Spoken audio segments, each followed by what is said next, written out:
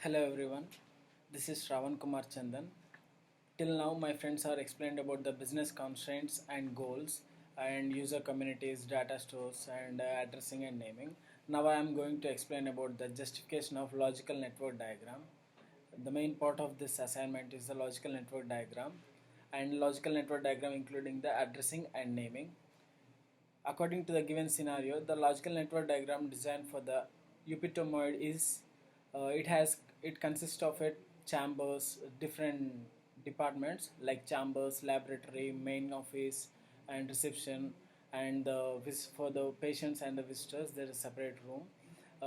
Here we used the hierarchical network methodology to design because it becomes easy to get understand and all those things.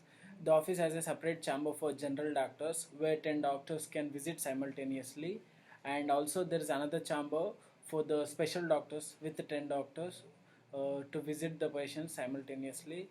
And in the doctors and general doctors chambers, there's equipments like treadmill, ICU monitors, and the scanning devices and other communicating which are wirelessly. And there is a storage server assigned to separate this section for the GPs and the special doctors because they cannot store the device for the in a cloud for because there are many patients and the visitors will come to the hospitals.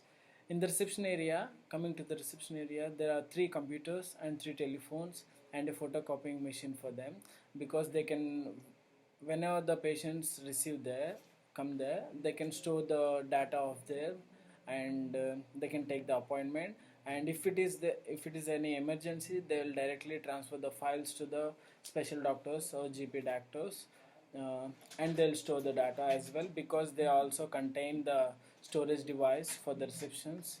And in the laboratory area, there are many equipments like MRI, X-ray, CT scan which are connected to the network, and because of them,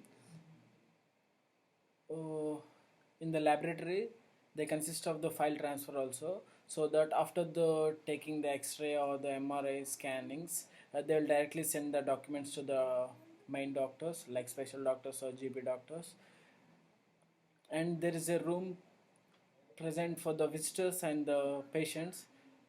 It consists of one computer and one telephone and a router for can connect the providing with username and password and access the network. And also there is addressing and naming is important for the logical network diagram because the logical network diagram is a little bit complex, so that it has to be maintain the addressing and naming for the different devices. Like for the user community called general doctors and special doctors, they has to be mentioned a separate name for the device, so it's called device name as a CGPA or CSPA for the special doctors.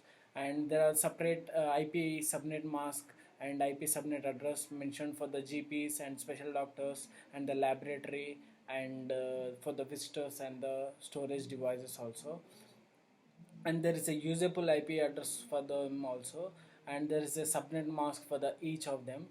These addressing and naming will help the our network diagram to much easier because it's a big network diagram, so it is difficult to understand and difficult to identify the section.